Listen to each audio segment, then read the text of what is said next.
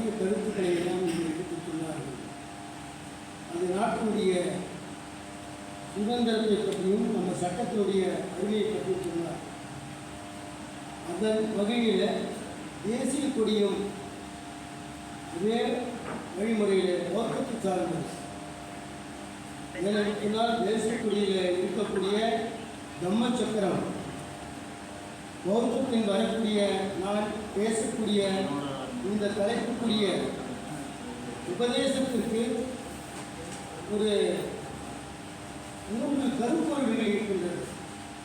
அந்த கருப்பொருள்கள் என்ன என்று சொன்னால் தூய்மையின் பாதை, அதாவது பஞ்சசீலத்தில் வரும், அது 5 ஒழுக்கங்களை சொல்லக்கூடியது. அதே போல நேர்மையின் பாதை, அதில் 8 ஒழுக்கங்கள் அஷ்டாங்க மார்க்கம். அதே போல நல்லொழுக்க பாதையில் தசசீலத்தை 10, பஞ்சசீலம் 5, அஷ்டாங்க மார்க்கம் 8, தசசீலம் 10 ஆகிய 23 ஒழுக்கங்கள் அங்கே அதில் முக்கிய பங்காக ஆற்றுகிறது. இதை போதித்தவர் புத்தர். ஆகவே அவர் ஒன்றாக சேர்த்து 24 ஆரக்கால்களை நாம் தேசிய கொடியை பார்க்க முடியும். ஒரு விளக்கத்தை நாம் இப்பொழுது சொல்லி என்னுடைய உரையை துவக்க விரும்புகிறேன். ஏனென்றால் அண்ணல் அம்பேத்கர் அவர்கள் நாடு சுதந்திரம் அடைந்த உடனே இப்படி ஒரு தேசிய இந்த கொடியை அமைக்கின்ற நேரத்தில் இந்த கொடியிலே ராட்டை தான் போட வேண்டும் என்று காந்தி அவர்கள் முடிவெடுத்த பிறகு அந்த ராட்டை எதிர்காலத்தில் பொருத்த முடியாதாக இருக்காது என்று சொல்லி அதனை சொன்ன பிறகும் அதனை கொடியை பறிக்க வைத்த பொதி அதனை பொறிக்க வைத்தார்கள். அதன் பிறகு அம்பேத்கர் அந்த கூட்டத்தை கூட்டி அதனை விளக்கிய பிறகு நம்முடைய தம்ம சக்கரம், அதாவது புத்தருடைய 24 ஆரங்களை கொண்ட அந்த தேசிய கொடியிலே அதனை பறித்தார்கள் என்று சொன்னால் இது அம்பேத்கர் நமக்கெல்லாம் பௌத்தத்தை போதிக்கின்ற ஒரு செய்தி. இந்த உலக நாடு அதை தான் இன்றைய தினம் வணங்கி கொண்டிருக்கிறது. உலக நாட்டிலே இன்றைக்கு மோடி போகிற இடமெல்லாம் ஒரு சிறப்பு கிடைக்கிறது என்று சொன்னால் இந்த கொடியிலே இருக்கக்கூடிய தம்மத்திற்கான மரியாதை, இந்திய நாட்டிலே இருக்கக்கூடிய சட்டத்தினுடைய மரியாதை என்பதை முதலிலே தெரிந்து கொள்ள வேண்டும். அடுத்ததாக நாம் ஒன்றை நினைவில் வைக்க வேண்டும். எனக்கு 20 நிமிஷம் தான் கொடுத்துருக்காங்க. கிட்டத்தட்ட 133 அதிகாரங்கள் இந்த தம்மத்திலே நம்முடைய புத்தாண்டு தம்மாவில் அந்த பாடல் இருக்கும். 933 ஆரம்பித்து 1066 அது முடியும். அதாவது என்ன சொல்லுவாங்க, அதை அதிகாரங்கள், அதாவது பாடல்கள் அல்லது வசனங்கள் அப்படி அப்படிப்பட்டது நான் அவ்வளோ ஒரு இதில் சொல்லி முடிக்க முடியாது. சுருக்கமாக என்னுடைய கருத்துக்களை நான் சொல்ல விரும்புகிறேன். இன்னொரு செய்தி நம்ம என்னன்னா, ஐயா இந்த இந்த அழைப்பதில் பார்த்தீங்கன்னா நம்முடைய சிறப்பாசிரியர்கள் ஒரு சிறப்பை சொல்லியிருக்காங்க. எல்லாரும் போடலாம். திருவள்ளுவர் ஆண்டுனாக்க 2025 ஒரு 31 என்ன பண்ணுவாங்க, அதை போட்டுருப்பாங்க. நம்முடைய ஐயா பாவல் வெளியூரில் வந்தாங்க, அதை தான் ஃபாலோ பண்ணுவாங்க. ஆனால் இங்கே என்ன பண்ணிருக்காங்கன்னா 2588 புத்தர் ஆண்டுன்னு இருக்கும். அது எதை குறிப்பிடுகிறது சொன்னால், இன்னைக்கு 2025 கிறிஸ்துவ ஆண்டு.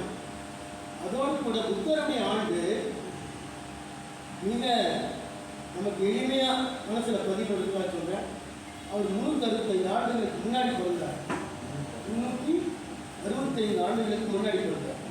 அப்போ அதை திருப்பி போட்டு 563 பிறந்தார். அதை நம்ம திருப்பி போட்டோம்னா 365 வரும்.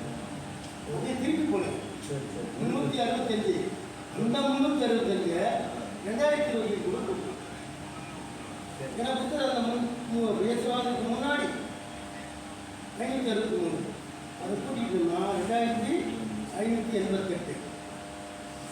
எவ்வளோ சிறந்த ஒரு ஐயா ஆய்வு செய்தி நம்முடைய, அதுதான் நான் இங்கே திருவண்ணாமலை சொன்னேன். இது ஆன்மீக தலம் திருவண்ணாமலை. என்ன செய்தாலும் நாம் அவங்கள விட அதிகமாக கொடுக்க முடியாது. என்ன செய்தாலும் அப்போது எப்பவுமே நல்லவர்கள், அதாவது போலீஸ்காரர்கள், அதாவது அதிகாரிகள், அது இந்த நாட்டை ஆளக்கூடியவர்கள், இப்படிப்பட்ட அறிஞர்கள்லாம் கம்மியாக தான் இருப்பாங்க. மொத்தமாக எல்லாருக்கும் பகுத்தறிவுக்கு அப்பாற்பட்டவங்க அதிகமாக இருப்பாங்க.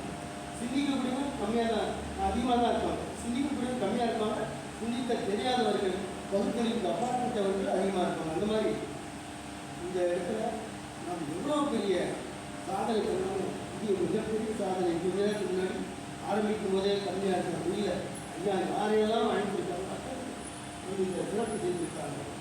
அவ்வளோதான் பௌத்தர்கள், அவ்வளோதான் அறிவாளி. ஆகவே இந்த சிந்தனையோடு நான் இந்த உரையை துவங்குகிறேன். ஏன்னா இந்த சிஜி சாமியை 80 ஆண்டுகளை இங்கே பூர்த்தி செய்து இங்கே சிறப்பு செய்திருக்கிறார்கள் என்று சொல்லும் பொழுது உள்ளபடியே நாம் எல்லாம் பெருமைப்படுகிறோம். நம்முடைய ஐயா பௌத்த பெரியார் அவர்கள் இங்கே அதை பெருமையோடு நமக்கு கிடைத்திருக்கிறார். இந்த மூவரும் உங்களுடைய சிறப்பாசிரியர் ஐயா பிஜி சாமி ஐயா, இங்கே புத்த பௌத்த பெரியார் அவர்கள் இந்த நாட்டு இந்த திருவண்ணாமலை மாவட்டத்தில் இதனை தொடர்ந்து நமக்கெல்லாம் என்ன செய்திருக்க வேண்டும், பௌத்தத்தை இப்படி தான் விழிப்படைய வைத்து அறிவாளிகளை வளர்க்குமாறு நான் கேட்டுக்கொண்டு என்னுடைய உரையை துவங்குகிறேன். நான் கொஞ்சம் 15 நிமிஷம் நான் முடிச்சுடுவேன். எல்லாம் டைம் எல்லாம் பார்க்க வேண்டிய அவசியம் எனக்கு எதுவுமே இருக்காது. ஆகவே பீகார் மாநிலத்தில் தலைநகர் பாட்னா, அதாவது பாடலிபுத்திரம் அப்படின்ற அந்த ஊர்லேருந்து ஒரு 90 கிலோமீட்டர் தூரத்தில் தாங்க புத்தகையாளத்தில் நம்முடைய ஐயா புத்தர் வந்து தன்னுடைய 35வது ஆண்டில் வயதில் வந்து ஞானம் பெறுகிறார். அப்படி ஞானம் பெற்ற உடனே யாருக்கு போதிக்கிறது, ஏன்னா யாருக்கு போதிக்கிறதுன்னு அவரை தலைக்காலை கேட்டுக்கொள்ளும் பொழுது அவருக்கு பெரும் கல்விமானாக தெரிந்தவர், கல்விமானாக தெரிந்தவர், அறிஞராக தெரிந்தவர், புத்திமானாக தெரிந்தவர், 4வது தான் மனிதநேய மருத்துவராக தெரிந்தவர். மூணு பாருங்க, கல்விமான், அறிவுமான், புத்திமான் எல்லாமே ஒரே பொருளை குறிக்கிற மாதிரி தான். இதுதான் அறிவியல் சம்பந்தப்பட்டது, அது படிப்பு சம்பந்தப்பட்டது. ஆக நாம் எப்படி இருக்க வேண்டும் என்பதற்கு உதாரணம் பௌத்தம் ஒரு அறிவு. மற்றதெல்லாம் அதற்கு அப்பாற்பட்டவர்கள் என்னுடைய அறிவியல் சம்பந்த கருணாமூர்த்தி தெளிவாக விளக்கிவிட்டார். அப்படிப்பட்டவரை தேடும்பொழுது காலம் தான் அவருக்கு தென்படுறாரு. அவர் என்ன பண்ணுறாரு, அவர் இறந்துட்டாருன்னு செய்தி வருது. அதுக்கு அடுத்தது யாரை நம்ம வந்து போதிக்கிறது பார்க்கும்போது உத்தர ராமபுத்திரன்.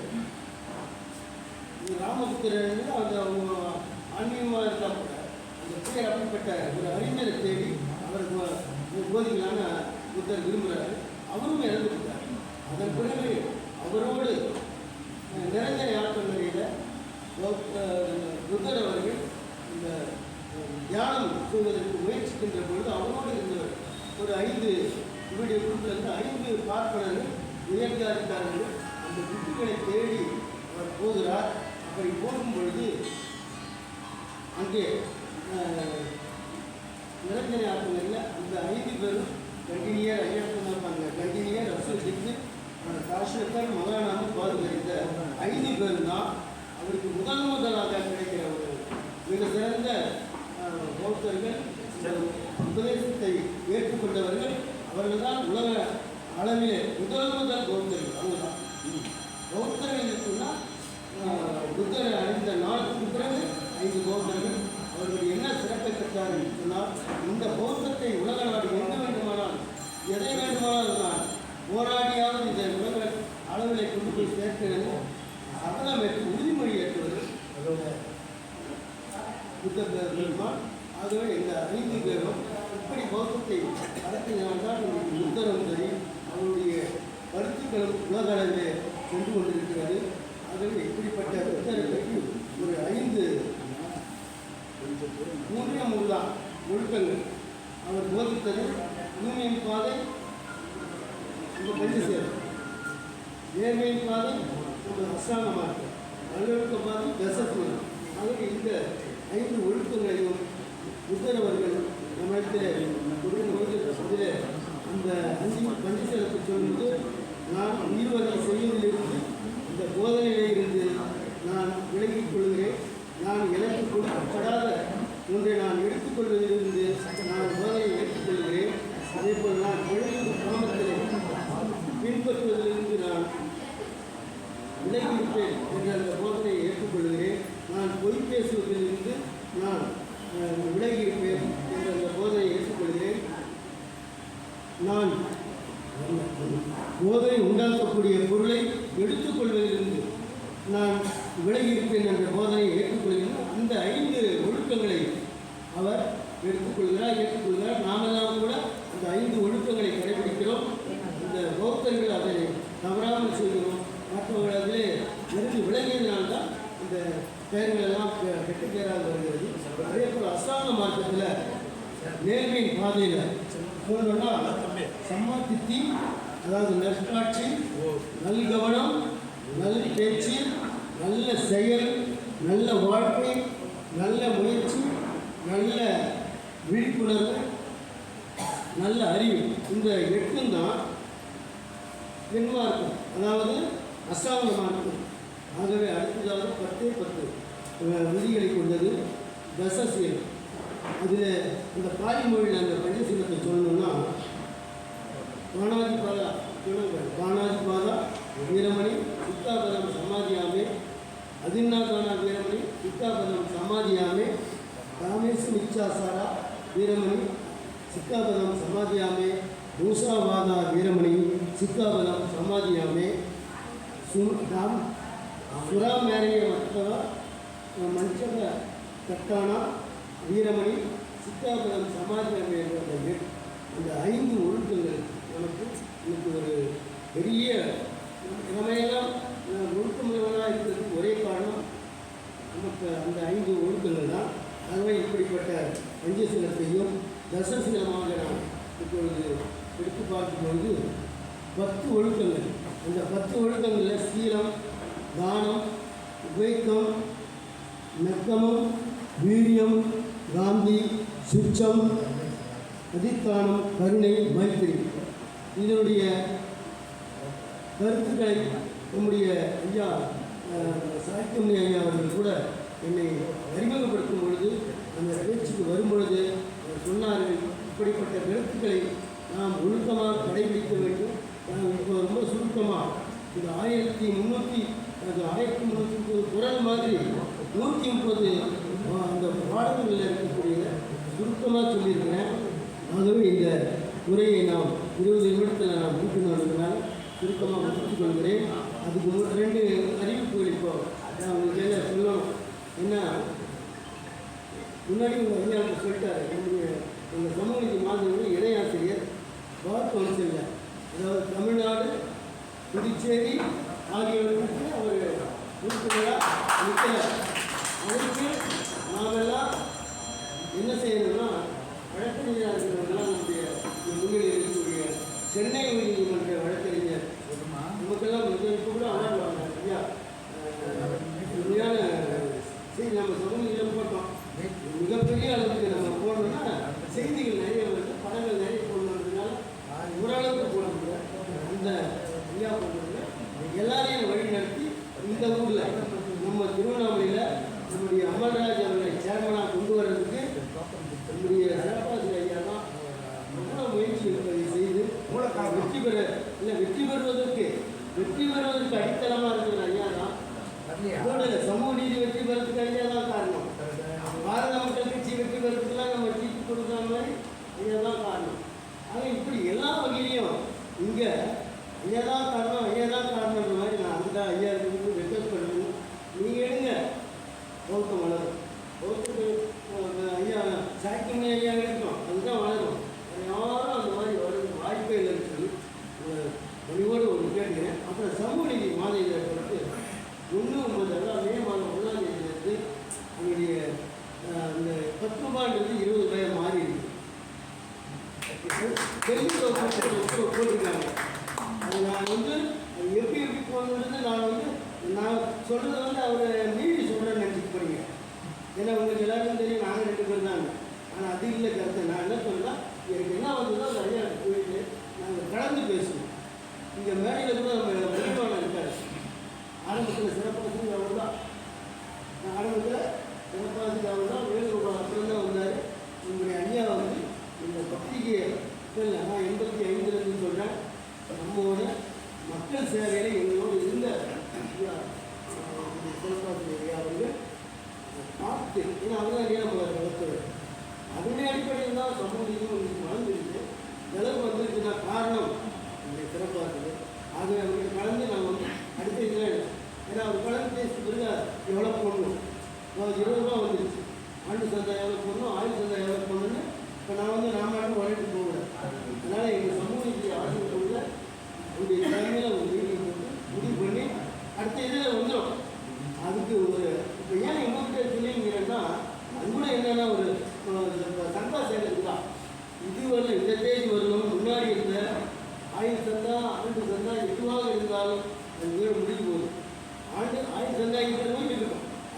வந்து அனுப்பப்படும். ஆனால் இந்த மாதத்துலேயே நீங்கள் பண்ணிட்டீங்கன்னா பழைய ரேட்லாம் இது 5 சந்தா 5000 சொன்னார், 200 போடுங்க. 1000 சந்தா 1500 2000 போட்டுருந்தோம், 1500 போட்டு 5000 சொன்னார். அதுவும் அந்த 1500 1000 சந்தாவாகவும் 5 சந்தா 700ஆகவும் இந்த மாதம் முழுக்க நீங்கள் ரெடி பண்ணால் தொடரும். இல்லைன்னா அதுக்கு பிறகு புதிய ரேட்டு நாங்கள் அறிவிக்கின்ற ரேட்டு தான் வரும். இந்த அடுத்த சமூக நிதியில் இந்த அறிவிப்பு வெளிவர ரெடி செய்யலாம் என்பதை சொல்லி எனக்கு இந்த அளவுக்கு ஒரு நல்ல வாய்ப்பை கொடுத்ததற்காக என்னுடைய ஐயா அவர்களுக்கும் நம்முடைய எல்லா பௌத்த பெரியார் அவர்களுக்கும் அதோட இல்லை இந்த சிறப்பு வந்து என்னன்னா இந்த சமூக நிதி இந்த அளவுக்கு பகுத்தறிவோடு என்னையும் சமூக நிதி பகுத்தறிவு தான். நாங்கள் வந்து அதாவது கடன் மாறுகின்ற அந்த கிடையாது. என்னைக்கும் நான் பொதுவாக சொல்கிறேன், யாரையும் வந்து ஒருத்தர் யாரையாவது ஒரு கும்பிட்டு சொல்கிற நினைச்சாரு அறிவு கூட்டம். ஆனால் அறிவு கூட்டம் ஏன்னா இவங்க தான் அந்த நாளிலிருந்து இந்த நாளிலிருந்தும் துன்பத்தையே அவர்கள் அனுபவித்தால் எதற்காக அனுபவிக்கிறார்கள்? பிறர் சுரண்டுகிறார்கள். அடிப்படை நோக்கம் பிறர் சுரண்டுகிறார்கள். அதனால் அவங்க துன்பத்தை தான் இருக்கிறாங்க. அதனால தான் ஒடுக்கப்பட்டவங்க, தாழ்த்தப்பட்டவங்க இதெல்லாம் சொன்ன மாதிரி. ஆகவே நான் நினைக்கும் சரியாகவே இருக்கிற காட்சி பார்ப்பாங்க. பகுத்தறிவு மீறி அவங்க எதையும் ஆன்மீகத்துக்கு போகவே இல்லை. அது இப்படிப்பட்ட சூழ்நிலை ஏன்னா எங்கே ஒருத்தர் இருக்காது. இந்த வாய்ப்பு கொடுத்ததுக்காக சிறப்பாக அதோடு இத்தனை பேருக்கும் நீங்கள் கொடுத்த வாய்ப்புகள் தான் இன்றைக்கு நாங்கள்லாம் கௌரவத்தை பேசிட்டு சிறப்பாக நாங்கள் நடத்திக்கிறோம். ஆகவே என்னுடைய சீட்டு தேசிய அண்ணன் செவாலி அவர்கள் விரைவில் இந்த ஐயாவுடைய தேதி வாங்கி தருவார். அதை நாங்கள் அடுத்து யோசித்து பார்க்கிறோம். இங்கு விழாக்கள் நாங்கள் ஏற்பாடு பண்ணியிருந்தோம். ஜனவரி சுதந்திர தினத்தையும் அடுத்து குடியரசு தினத்தையும் அதே மாதிரி சட்ட நாள் டிசம்பரில் வரப்போகுது 26. ஆக இந்த நாட்களுக்கான விழாக்களை ஏற்பாடு செய்யணும் கேட்டுக்கொண்டு எனக்கு நல்லதொரு வாய்ப்பளித்ததற்கான நன்றி கூறி அந்த தாமாட்சி அவர்களுக்கு உயிரினுடைய நன்றியை தெரிவித்து அனைவருக்கும் நன்றி.